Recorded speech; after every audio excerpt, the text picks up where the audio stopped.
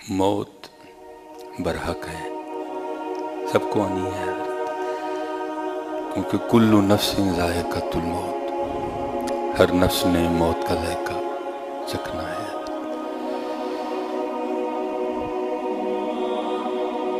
لکھا ہے کہ جب حضرت جنید بغدادی رحمۃ اللہ تعالی علیہ پر نزا کی کیفیت طاری ہوئی نا، اور کیونکہ حضرت جنید کوئی چھوٹے شیخ نہیں ہے، آپ تو شیخ و شیوخ ہیں۔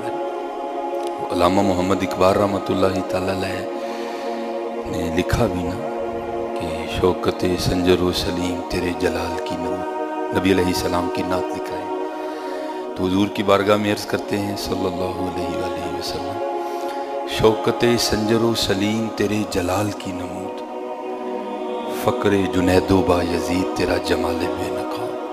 بہت بڑے شیخ ہیں، اور آپ حضرت سری سقطی رحمۃ اللہ تعالی علیہ کے مرید تھے۔ تصوف کی کتابیں بھری پڑی ہیں حضرت کے حوال سے، اتنے باعمل بزرگ تھے، اور نبی کریم علیہ السلام کی سنت پر بڑی سختی سے چل رہے تھے، پکے تھے بڑے زیادہ، اور کیونکہ جو نبی علیہ السلام کی سنت پر نہیں چلتا وہ تو ولی ہو بھی نہیں سکتا، کیونکہ اکثر احباب یہ بس اتنی آیت پڑھ کے نا بات چھوڑ دیتے ہیں، الا ان اولیاء اللہ لا خوف علیہم ولا هم یحزنون، لیکن یہاں بات ختم نہیں ہوئی، آگے بھی بات باقی ہے۔ وہ کیا ہے؟ الذین آمنوا وکانوا یتقون، وہ لوگ جو ایمان لائے اور جو اللہ سے ڈرتے ہیں، یہ نہیں کہ جو نہیں۔ اس لیے میں اکثر احباب سے گزارش بھی کیا کرتا ہوں کہ ہم اپنا بہت وقت ضائع کرتے ہیں، بہت وقت۔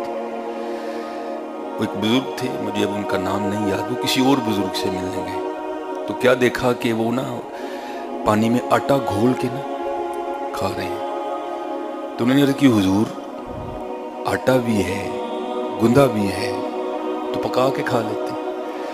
فرمانے لگے یار کھانا ضروری ہے کیونکہ اس کے بغیر گزارا نہیں ہے، اگر ہو سکتا تو میں یہ بھی نہ کھاتا، اس لیے نہیں پکایا کہ پکانے میں تھوڑا اور وقت لگ جانا تھا، اس لیے گوند کے کھا رہا ہوں، جو وقت بچ جائے گا اللہ کو یاد کر لوں گا۔ بڑا وقت ضائع کر ویلے ایویں بیٹھے تھے۔ میں کہتا ہوں نا جی حافظ صاحب تو جمعے نو ٹال کے ٹوکو بھائی آٹا ہی کھا رہے ہیں، اینو گناں گا پھر ڈیکاں گا پھر پکے گا پھر چباندیاں بھی ٹائم لگنا ہے، وہ ایسے نہیں جی کھانا، جو وقت بچ جائے گا اپنے اللہ کو اور یاد کر لوں گا، اور ہم ویلے بیٹھے ہیں، کوئی بات ہی نہیں، کوئی کام نہیں، ہم ہی بیٹھے ہیں بس۔ اس لیے میرے دوستو محنت کیا کرو، محنت کیا کرو، اور جو کام بآسانی کر سکتے ہو اس کو کرو، باوضو رہو، کوئی مشکل نہیں ہے، بہت آسان ہے، باوضو رہو اور ذکر کرتے رہو، کرتے رہو۔ جو میں اکثر کہتا ہوں نا، اللہ کرے کوئی ایسا کرم ہو کہ یہ دل بھی یاد محبوب میں دھڑکنا شروع کر دے، کرم ہو اتنا ہے، نہیں تو کیونکہ جو ہمارے اکابرین ہیں ان کا یہ فکرہ تھا، یہ ان کے احوال تھے حضرت، کیا ہاتھ کار وال دل یار۔ چلو اللہ کرے وہ وقت بھی آئے، لیکن ہم تھوڑا سا بدل لیتے ہیں اس کو فی زمانہ، تو ہم اتنا کر لیتے ہیں ہاتھ کار وال جیو یار والا۔ ہاں کرو، بہت حضرت گھاٹے میں، بہت گھاٹے میں۔ آپ کبھی کتابیں اٹھا کے مطالعہ کریں، ہم بہت گھاٹے میں، باوضو درود پاک اللہ پاک کا ذکر کرتے رہا کرو۔ یہ مولانا روم نے مثال بیان کی نا، فرماتے ہیں وہ بکریاں چر رہی تھی، یہ اجتماعیت میں یہ بڑی طاقت ہوتی ہے حضرت، بندہ تب بھی مارا جاتا ہے جب بندہ اکیلا ہو جاتا ہے۔ میاں صاحب نے فرمایا تھا جیڑی بکری اجڑو وچھڑے، نکھڑنا اور وچھڑنا دونوں بڑے جدا معنی ہیں دونوں، جیڑی بکری اجڑوں وچھڑے او بگیاڑاں جوگی، چھڈو نہ اجڑ نہیں تو بگیاڑ لے جائے گا۔ وہ مولانا روم کہتے ہیں وہ بکریاں نہ چر رہی تھی، اتنی زیادہ بکریاں تھی، بھیڑیا بھی ڈر رہا تھا، یار اے نہ رل پی جانا ریڈے چنجاں والے سنگ نے مار چڑھنی ہے میں۔ وہ ابھی انتظار میں تھا کہ کوئی بکری خطا کرے اور وہ اجتماعیت کو چھوڑے، نکلے جماعت میں سے، میں پھر اس کو پکڑ لوں۔ وہ ایک نے غلطی کر لی ہے، نکلی بس تو بھیڑیا پڑ گیا پیچھے۔ اب تھی وہ بھی دانا، اس نے کہا غلطی تو کر گئی ہوں لیکن اب بزدلانہ موت نہیں مرنا، مروں گی میں بھی اب لڑ کے بھاگوں گی، دیکھتی ہوں کتنا بھاگتی ہوں۔ اس نے دوڑ لگا دی، بھیڑیے نے بھی پیچھے دوڑ لگا دی۔ بکری زیادہ دیر نہیں دوڑ سکتی، سانس چڑھ جاتا ہے، تھک جاتی ہے۔ بھیڑیا دل میں کہہ رہا ہے ناسا تو کنہ کا نسیں گی ہونی تو آف کے کھلو جانا ہے۔ مولانا روم فرماتے ہیں بھاگتے بھاگتے نا آگے دلدل آ گئی۔ اب دو تھے، یہاں تو بریک کر جو اور بھیڑیے کے ہاتھوں ماری جاؤ، یہاں لگاؤ چھلانگ، یہاں دلدل یا دلدل کراس، دونوں میں سے ایک کام ہو، لیکن بھیڑیے کے ہاتھوں نہیں مرنا۔ اس نے چھلانگ لگائی، چھوٹا جانور تھا، نہیں دلدل کراس ہوئی، دلدل کے بیچ گری جا کے۔ اب بھیڑیا ویسے لالچ کی وجہ سے اندھا ہو چکا تھا، اس کو دلدل نہیں دکھائی دی، اس کو بکری دکھائی دی، بڑا جانور تھا، قد بڑا تھا، اس نے بھی چھلانگ لگائی، لیکن کیا ہوا وہ بکری سے تھوڑا سا آگے جا کے دلدل میں گرا۔ اب دلدل نا کھینچتی ہے بندے کو آہستہ آہستہ، اب دلدل دونوں کو کھینچ رہی ہے، تو کیا ہوا بھیڑیا رو رہا ہے لیکن بکری نہیں رو رہی، ہنس رہی ہے۔ اب جب بکری ہنسی نا بھیڑیے کو بڑا غصہ لگا، اس نے کہا چلیے تو دوئیں مرنڈے دے ہاں، تو کیوں سنڈے ہی؟ انہوں نے کہا اپنے لفظ واپس لائے، دوئیں نہیں مرنڈے، صرف تو مرنڈے ہے، میں نہیں مرنا کوئی۔ اس نے کہا کیوں؟ دلدل تجھے بھی تو کھینچ رہی ہے، مجھے بھی کھینچ رہی ہے۔ اس نے کہا نہیں، تو مرے گا، میں نہیں مروں گی۔ اس نے کہا کیوں؟ اس نے کہا میں مالک والی ہوں، تیرا کوئی مالک نہیں۔ میں مالک والی ہوں۔ ابھی جب بکریاں چر کے گھر جائیں گی نا تو وہ کاؤنٹنگ کرے گا، جب کم ہوئی نا، میں نہ ہوئی جڑ میں، تو بھی وہ ڈھونڈتا ڈھونڈتا آئے گا اور مجھے نکال کے لے جائے گا، تو مرے گا، میں نہیں مروں گا۔ ہم مالک والے ہیں، ہمارا اللہ ہمارا مالک ہے، ہمارے رسول اللہ علیہ الصلوۃ والسلام ہمارے آقا و مولا ہیں۔ نہ مالک کا در چھوڑو، وہی مرتا ہے جو مالک کا در چھوڑ دیتا ہے۔ جو مالک کا در نہیں نہ چھوڑتا پھر وہ نہیں مرتا کوئی۔ ہاں مالک کا در نہ چھوڑو، مالک کا در نہ چھوڑو، پکے ہو جاؤ حضرت، پکے اپنے اللہ سے دعا کیا کرو، اپنے اللہ کو اور نماز کی پابندی کرو، یا اللہ سانو بچا دے، یا اللہ تھے ایک بھیڑیا نہیں بھیڑیاں دا ڈھیر لگ گیا ہے، اے اللہ سانو بچا دے، اے اللہ سانو بچا دے۔ دیکھو نا حضرت جی شیطان کیا کہہ رہا ہے، یہ ہمارے ہونے سے بہت پہلے کی باتیں ہیں، اللہ کی بارگاہ میں کیا کہہ رہا ہے، وَلَأُغْوِيَنَّهُمْ أَجْمَعِينَ، یا اللہ حضرت آدم علیہ السلام کی وجہ سے مجھے جنت سے نکال دیا نا، میرے گلے میں توقع لعنت ڈال دیا، نکالا نا مجھے حضرت آدم علیہ السلام کی وجہ سے جنت میں، وَلَأُغْوِيَنَّهُمْ أَجْمَعِينَ، اب اولاد آدم میں سے میں بھی کسی کو جنت میں نہیں جانے دوں گا، اجمعین، وَلَأُغْوِيَنَّهُمْ أَجْمَعِينَ۔ لیکن حضرت آگے خود ہی ہاتھ بھی کھڑے کر گیا، کیا کہتا ہے، إِلَّا عِبَادَكَ مِنْهُمُ الْمُخْلَصِينَ، لیکن یا اللہ جڑے تیرے مخلص بندے نے انہوں نے میرا کوئی زور نہیں چلنا، مخلص ہو جاؤ، مخلص ہو جاؤ۔ پھر وہ پہلے ہاتھ کھڑے کر گئے، جس نے بڑا تلاش کیا لیکن کو ملا نہیں حضرت، اس کو تھا سچا حضرت، تھا مخلص، اس کی طلب سچی تھی حضرت، وہ صرف اللہ کا طالب تھا حضرت۔ چاہ جنت دی نیکو کاران، در دوزخ دا بدکاران، اسی اسیر ہاں تیریاں زلفاں دے، جنت دوزخ کی جانا۔ وہ اللہ کا تھا، وہ خالص تھا، وہ مخلص تھا حضرت۔ اس نے کہا آج کے بعد نہیں بھائی ڈھونڈنا کسی کو، مل ہی کوئی نہیں رہا، آج کے بعد اس طرح کرتے ہیں اپنے اللہ سے ہی اللہ کو مانگیں گے۔ بس حضرت بیٹھ گیا ایک درخت کے نیچے اور پکارنا شروع کیا، اللہ اللہ اللہ اللہ اللہ اللہ اللہ اللہ اللہ اللہ اللہ اللہ اللہ۔ حضرت اللہ سے زیادہ طاقت کس کے نام میں ہے حضرت؟ مخلص تھا حضرت، سسٹم حرکت میں آیا۔ یہ لکھا ہے کہ حضرت شیخ جنید عصر کے بعد نہ اپنی گھوڑی کو پانی پلانے جایا کرتی تھی دریائے دجلہ کو۔ وہ حضرت جنید نکلے نا، آپ گھوڑی کو اس سمت لے کے جائیں، گھوڑی اس سمت جائے، آپ اس سائڈ والی لگام کھینچیں، گھوڑی اس سائڈ سمت جائے۔ تھے دانا آدمی، اللہ کے ولی تھے، سمجھ گئے کو راز ہے، آپ نے گھوڑی کی لگامیں چھوڑ دی، تو گھوڑی وہاں آ کے رک گئی، جہاں وہ دل جلا بیٹھ کے اللہ اللہ کر رہا تھا۔ آپ سمجھ گئے کہ اس کے جذب نہیں کھینچا مجھے، آپ اترے نیچے، اس کو سینے سے لگایا، وہ جو نعمت اپنے مرشد سے ملی تھی اس کے سینے میں کنورٹ کر دیا، دل ذاکر ہو گیا، دل جاری کر دیا، اندر اللہ اور اللہ کے رسول کی محبت کی شمع جل اٹھی ہے۔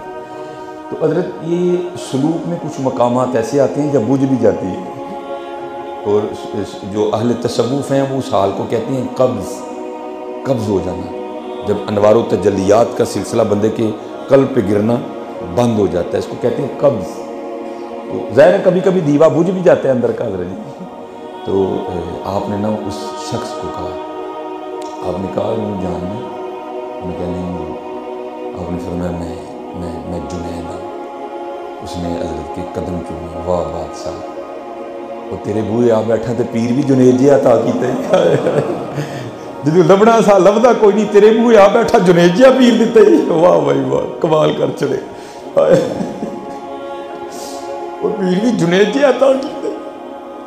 تو آپ نے فرمایا بھئی کدی کدی دیوا بوجھ بھی جاندہ ہے اندر، میں یہ سادہ آپ کے لیے کر رہا ہوں، تو کبھی دیوا بجھ جائے نا تو بغداد میرے پاس آنا، میں پھر تیرا دیا جلا دوں گا۔ کمال ہے، یہ پیغام ہے بھائی سب کے لیے، کمال دا۔ وہ کہتا ہے حضور اے دسو میں آیا ہوں کہ تسی آئے؟ بھائی میں آیا ہوں کہ آپ آئے ہیں؟ تو حضرت جنید نے کہا بھائی اب تو میں ہی آیا ہوں۔ وہ کہتا ہے، حضرت جنید کو عرض کرتا ہے حضور ہوں میں انج دے بوئے آ بیٹھا ہوں، لوڑ پے گی جا پہ پھر کسے جنید دی گھوڑی موڑ دے گا۔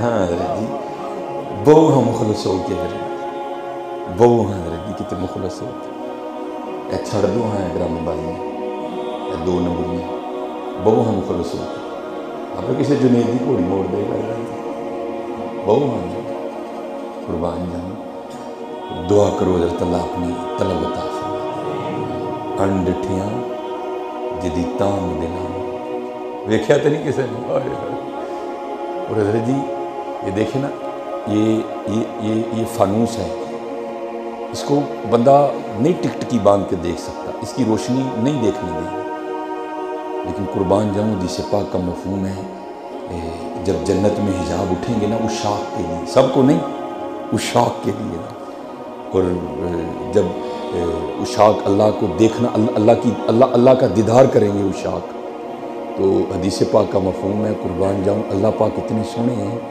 اور جو اشاق ہیں وہ اللہ کو دیکھنے میں اس طرح محو ہو جائیں گے کہ 500 سال کا عرصہ گزر جائے گا، کوئی آنکھ بھی نہیں جھپکے گا۔ حدیث پاک ہے، انہیں ویکھ لو کہ دنیا دی گندے نظارے کرنے جہاں انہوں ویکھنا، فیصلہ کر لو بھائی۔ تو پھر کسی دل جلے نے کیا لکھا، انڈٹھیاں جدی تام دلان اتے بن ملیوں جی دی یاری، بن زلفوں جدا قیدی دو جگ، بن نینا مست خماری۔ اگر آپ رومان پڑھنی نہیں چاہیے، لیکن جنہوں نے کی ہے نا تو کیا ہوگا، کبھی محبوب کے رخسار کی تعریفیں کر رہے ہیں، کبھی محبوب کے ہونٹوں کی تعریفیں کر رہے ہیں، کبھی محبوب، یہی ہے نا حضرت، لیکن کیا ہے، ان ڈٹھیاں جدی تانگ دلانوں اتے بن ملیوں جدی یاری، بن زلفوں جدا قیدی دو جگ، بن نینا مست خماری، بن ہجروں جدی یاد ستاوے، بن صورت خلق پجاری، آزم اوس دی حمد کی لکھاں، میری حمد و دے کس کاری۔ بڑی تیزی سے حضرت گزر رہی ہے، بڑی تیزی سے، بچپن تھا، جوانی ہے، اب بس جوانی بھی جانی۔ تو میں نے اس دن بھی پڑھا تھا نا، کالے وال مسافر ہوئے، اس لیے میرے دوستوں تیاری کرو، بس دعا کرو حضرت ہم سیکھنے والے بن جائیں۔ جب آپ سیکھنے والے بن جاؤ گے تو پھر سیکھنے کے لیے ارد گرد بہت کچھ ہے، بہت کچھ ہے۔ وہ میں پڑھ رہا تھا کہ کوئی بزرگ کیسے بنا، کوئی وجہ ہوتی ہے نا، پھر بندہ بزرگ بن جاتا ہے۔ وہ کہتے ہیں بزرگ کہ میں نا رات کو تقریباً 1 بجے اٹھا تو کیا دیکھا کہ بیٹی نا کتاب کھولے پڑھ رہی ہے، تو ظاہر باپ کی محبت تھی، تو کہتے ہیں میں نے اپنی بیٹی کو کہا بیٹا 1 بج گیا, سو جا. کیوں پڑھ رہی ہے؟ وہ کہتی نہیں بابا آج پڑھنا ضروری ہے. کہتے خیر میں آ کے اپنے کمرے میں لیٹ گیا. تو 2 بجے تو میں پھر گیا تو دیکھا تو بیٹی پھر پڑھ رہی ہے. تو کہتے میں نے کہا بیٹا 2 بج گئے ہیں, کیا ایسی آفت آ پڑی کہ تو اب بھی پڑھ رہی ہے؟ تو وہ بزرگ کہتی ہیں, میری بیٹی آگے سے جواب دیتی ہے, ابا صبح ہفتے کا آخری دن ہے اور ٹیچر نے کہا تھا کہ صبح میں نے پورے ہفتے کا ٹیسٹ لینا ہے, تو میں اس لیے محنت کر رہی ہوں کہ اگر میں اس پورے ہفتے کے ٹیسٹ میں فیل ہو گئی تو استاد بھی ناراض ہوگا اور کلاس فیلو کے سامنے بے عزتی بھی ہوگی. اور فرماتے تیر بن کے یہ فکرہ دل کو لگا, یار 1 ہفتے کا امتحان ہے اور اس کو کتنی فکر ہے کہ میں نے اپنے ٹیچر کو 1 ہفتے کا امتحان دینا. وہ بندے تجھے کوئی فکر نہیں, تو نے رب کو پوری زندگی کا حساب دینا جا کے. تجھے کوئی فکر نہیں, تو نے بھی تو رب کو جا کے ساری زندگی کا حساب. ہاں حضرت قرآن کریم ہے, افحسبتم انما خلقناکم عبثا, کیا تم نے سمجھا میں نے تمہیں ہم ہی پیدا کر دی, وانکم الینا لا ترجعون, اور کیا تم میری بارگاہ میں پیش نہیں کیے جاؤ گے؟ حساب تو حضرت ہونا ہے, حساب تو ہونا ہے. ثم لتسألن یومئذ عن النعیم. اور میں تو اکثر حضرت کہا کرتا ہوں, اگر وہ حساب لینے پہ آ گیا تو حضرت میں تو اس چادر کا بھی حساب نہیں دے سکتا. حضرت اللہ معافی دے دے, میں تو اس چادر کا بھی حساب نہیں دے سکتا. لیکن حضرت فکریں بدل گئی نا, باتیں بدل گئی. آج ہر دوسرے بندے نے بس یہی بات بنا رہے, اور نہیں جی اسی کلے نہیں جناب, ساری دنیا خراب, جدو ہوئے گا حساب وہ تو دیکھ لیں. کون دیکھ سکتا ہے حضرت اسے کوئی نہیں دیکھ سکتا. ہاں اس لیے میرے دوستو آج وقت ہے, آج تیاری کرو, حساب تو ہوگا. حضرت ہم تو دنیا میں مست ہو گئے. ایک روایت میں لکھا ہے کہ ایک دن صحابہ علیہم الرضوان نے حضور نبی علیہ السلام کی بارگاہ میں عرض کی, اے اللہ کے رسول علیہ السلام ذرا ہمیں بتائیں کہ حساب کس طرح ہوگا. تو اللہ جل شانہ کبھی آپ کو تو صرف اس طرح کرنا کہ کبھی دوپہر کے وقت جوتی اتار کے سڑک پہ پاؤں رکھ دینا, آپ کو لگ پتہ جائے گا سرزمین حجاز میں کتنی گرمی ہوتی ہے. تو لکھا ہے کہ حضور نبی علیہ السلام نا اپنے صحابہ کو باہر لے گئے, تو ایک گول سا پتھر پڑا تھا. تو آپ نے فرمایا میرے صحابہ ننگے پاؤں اس پتھر پہ کھڑے ہو جاؤ اور جو چیزیں تمہارے گھر میں پڑی ہیں نا سب کا نام لو. تو اب جس کے گھر میں جتنا سامان زیادہ تھا اس کے پاؤں بھی اتنے جلے. صحابہ کو بڑی تکلیف ہوئی, اپنے گھر میں پڑی ہوئی چیزوں کا حساب نہیں دے سکے. لیکن حضرت حساب تو ہونا ہے, حضرت حساب تو ہونا ہے. ہاں آج حضرت کوئی سلسلہ کرو, لیکن حضرت جیسے میں نے کہا نا یہ فکریں بدل گئیں حضرت, جہتیں بدل گئیں, سوچیں بدل گئیں, دنیا غالب آ گئی. اقبال نے بڑا خوبصورت لکھا تھا, کبھی آپ موقع ملے اقبال کو پڑھنے کا, حکیم الامت شاعر مشرق علامہ ڈاکٹر محمد اقبال رحمۃ اللہ تعالی. تو اقبال نے لکھا ہے, جس کا عنوان رکھا ہے اس نے ابلیس کی مجلس شورا, ابلیس کی مجلس شورا. وہ کافی اس کے اشعار ہیں, پہلے چھوٹا شیطان بولا, پھر بڑا شیطان بولا. شیطان نے سب کی سن لی, جب سب کی سن چکا نا تو پھر شیطان خود بولا. اور پھر شیطان کیا بولتا ہے؟ شیطان کہتا ہے جانتا ہوں میں یہ امت حامل قرآن نہیں, تو مجھے ان سے کیوں ڈرا رہے ہیں؟ میں جانتا ہوں اس امت نے قرآن پاک الماریوں میں رکھ دی ہیں, یہ امت میرا کچھ نہیں بگاڑ سکتی. اب وہ سر کی قرآن پاک پڑھنے والے بابے گئے حضرت, اب نہیں, مجھے نہیں ڈر لگتا ہے اس. اب اس امت کا اوڑھنا بچھونا قرآن نہیں ہے. میں اسے جانتا ہوں میں یہ امت حامل قرآن نہیں ہے, وہی سرمایہ داری بند